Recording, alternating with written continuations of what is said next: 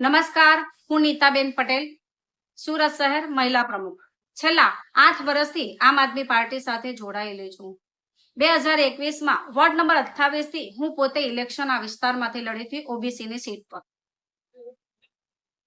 ત્યારથી મારા વિસ્તારમાં કે સુરત શહેરમાં જે બી પાર્ટીથી જે બી તે આવતી હતી એમાં અમે કામગીરી કરી. પાર્ટીએ જે બી તાસ આપ્યો એમાં બી અમે અત્યાર સુધી કામગીરી કરી. અત્યારે સુરત મહાનગરપાલિકાનું ઇલેક્શન આવી રહ્યું હતું ત્યારે આમ આદમી પાર્ટીમાંથી દિલ્હીના પૂર્વ ધારાસભ્ય ગુલાબસિંહ સુરતના કાર્યાલય પર સેન્સ લેવા માટે આવ્યા હતા. ત્યારે સેન્સ લીધા ત્યારે મેં પોતે સરને વિનંતી કરી કે ઓબીસીની રિઝર્વ સીટ સર 16, 17 અને વોર્ડ નંબર 3 માં ઓબીસી સીટ આવી છે. તો સરે કીધું કંઈક નહીં, અમે ઉપરથી નીતાબેન તમારા માટે પોઝિટિવ છે. પછી હું પોતે અમારા વિસ્તાર નવસારી લોકસભાના સહપ્રભારી બી સાથે મારી જવાબદારી હતી.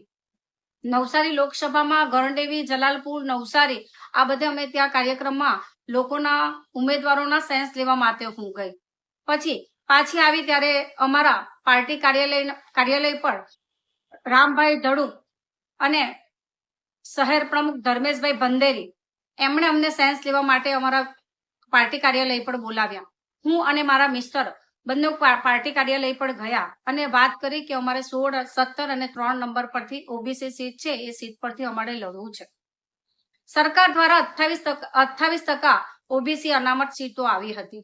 એ સીટ પરથી મેં મારી લડવાની વાતો કરી અને ઉમેદવારી ફોર્મ ભરી અને એમને રજૂઆત કરી. તો એમણે એવું કીધું કે નીતાબેન તમારા વિસ્તારથી તમે અહીંયા સુધી આવો તો 15 કિલોમીટર દૂર પડી જાય છે.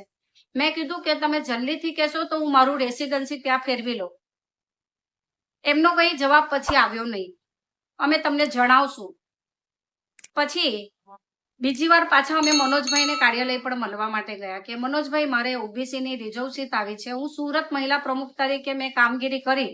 જે બી તાસ આવ્યા ઉપરથી અને જે બી નગરસેવકો જીત્યા એ બધા વરાછાથી જીતેલા હતા.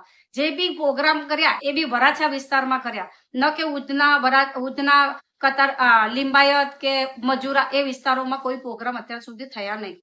બધા પ્રોગ્રામ ઓલમોસ્ટ વરાછા વિસ્તારમાં થયા. અને વરાછા વિસ્તારની વાત કરીએ તો મનોજભાઈને એવી વાત કરી કે ઓબીસીની રિઝર્વ સીટ પર અમને તમને મૂકવા વિનંતી. તો 15 કિલોમીટર દૂરની વાત કરી. આપણે જોઈએ તો વિસાવદર ના કોઈ મારા કાકા કે ના કોઈ મારા મામા રહેતા હતા, ત્યાં 1100 કિલોમીટર દૂર જઈ અને ગોપાલભાઈ માટે અમે પ્રચાર કર્યો. સાથે ચેતરભાઈ વસાવા જયારે ધારાસભ્યનું ઇલેક્શન લડ્યા તો ચેતરભાઈમાં અંકલેશ્વરમાં અમે ત્યાં પ્રચાર કરવા 1 મહિનો ગયા. આજે મને જવાબદારી આપી છે ગણદેવીની, એ વિસ્તાર પર એ પડે છે 70 કિલોમીટર દૂર. નવસારી પડે છે 40 કિલોમીટર દૂર. જ્યાં મને જવાબદારી આપી ત્યાં મેં જવાબદારી નિભાવી. અને મારે જયારે મેં એમને વાત કરી કે મારે ઓબીસીની સીટ પર મારે લડવું છે તો મને કારણ આપે છે કે 15 કિલોમીટર દૂર પડે છે. એની સાથે મારી મહિલા વિંગના બહેનો જેને મારી સાથે 5 વર્ષ કામગીરી કરી, વિસ્તારોમાં જ્યારે સંઘર્ષ કરવાનો આવ્યો તો રોડ પર ધસરાયા, સંઘર્ષ કર્યો, પોલીસે ડિટેન કર્યા, એફઆરઆઈ દાખલ થઈ. ત્યાર પછી બી બહેનોને બી ત્યાં તેમના વિસ્તારમાં ટિકિટ આપવામાં આવી નથી. એટલે હું આમ આદમી પાર્ટીમાંથી તમામ હોદ્દાઓ પરથી હું આજે રાજીનામું આપું છું. અને મને એવું લાગે છે કે આમ આદમી પાર્ટી મહિલાઓ માટે અન્યાય કરી રહી છે. આજે એક સુરત શહેર મહિલા પ્રેસિડેન્ટ તરીકે અગર મને જગ્યા નહીં આપી શકતા હોય તો બીજા અમારા મહિલા વિંગમાંથી ક્યાં કોઈને જગ્યા આપશે. આ સાથે હું રાજીનામું આપું છું. જય હિન્દ, જય ભારત.